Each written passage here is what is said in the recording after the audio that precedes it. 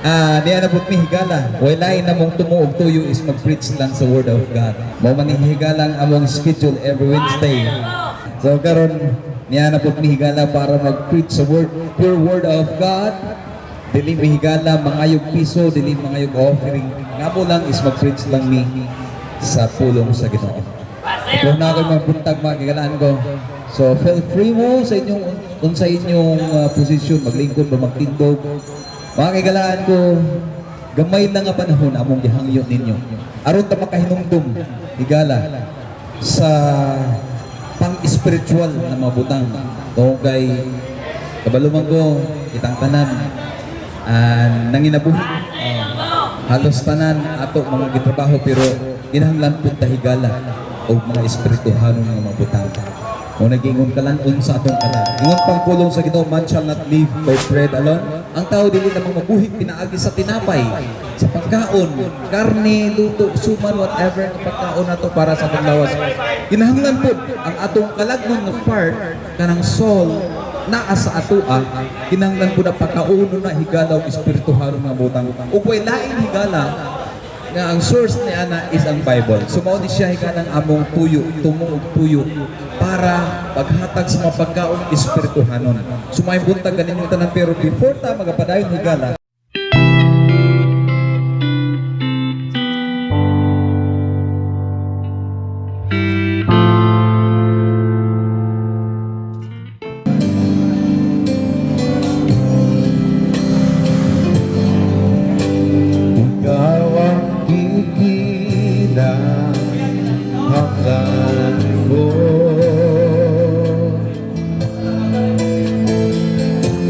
Wala na'y lain pa, Ginoo, sa matag adlaw ihandom ka.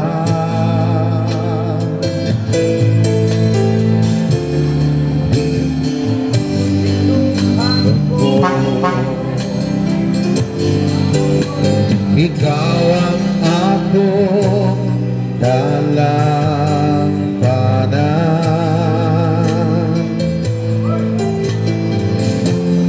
ikot nga akong kasandigan. Wala na'y laing pangandoy ko, kundi ang presensya mo, Jesus. Hindi ko ibaino ang presensya mo, Jesus, sa mga butang di kalibutan. Kaya mga butang lumalabay lamang apan ang presensya mo huwag katapusan. Ikaw ang akong dalampanan,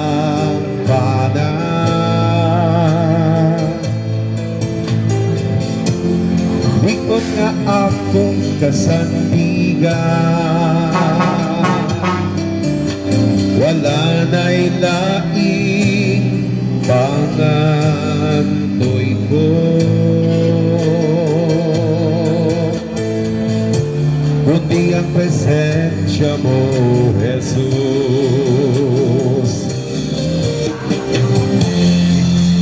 Ibaino ang presensya mo, Jesus, sa mga butang di kalibutan. Yang mga butang lumalabay lamang apan ang presensya mo huwag katapusan.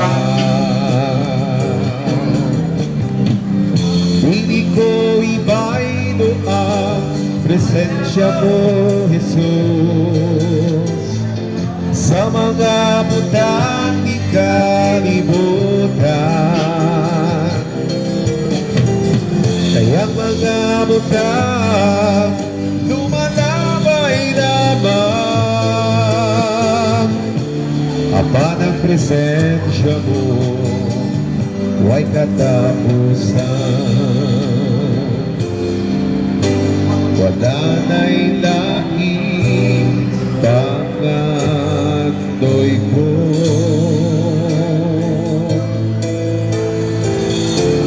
kundi ang presensya mo, Jesus. Mateo 4:4. Ibalaw na ito higala nga nagsulat ani si Mateo, San Mateo. It is written, man shall not live by bread alone, but by every word that proceeded out of the mouth of God. Ang Ginoo nga bless sa iyang mga banang pulong. Kanang naa sa imong kinasuluran. Kanang mupati og kauhaw higala. Kanang muhatag og satisfaction.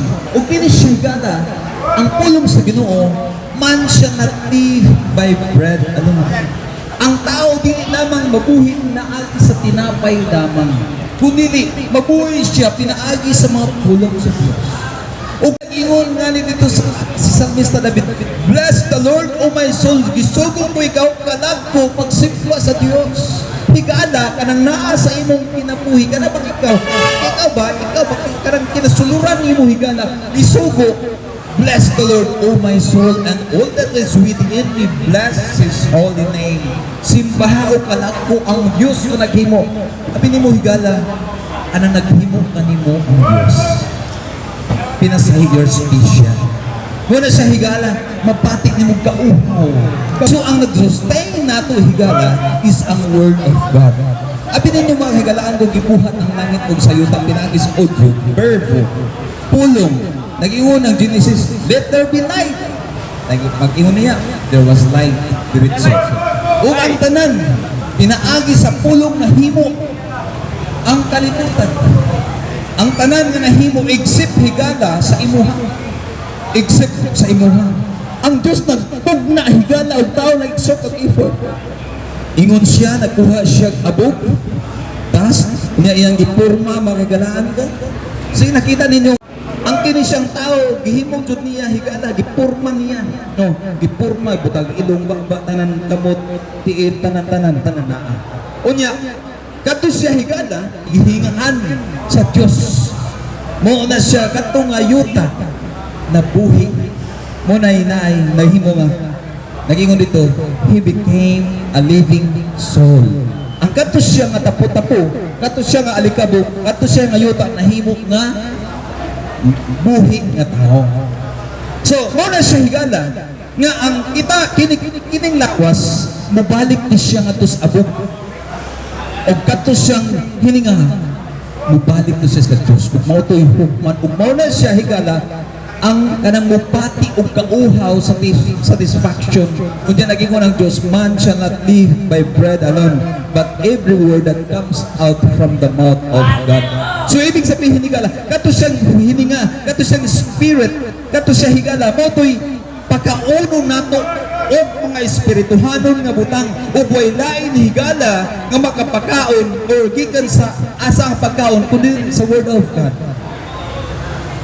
Ang kanang atong pagkabuhay karon para na makakaon sa atong kana sa ato physical body unya naay ato bahay para dili pud na tugnawon para dili direct sa sunlight. So mo na atong mo na atong purpose nganong naghago ta nganong niya ta higala. Pero ang pulong sa Ginoo higala kinahanglan.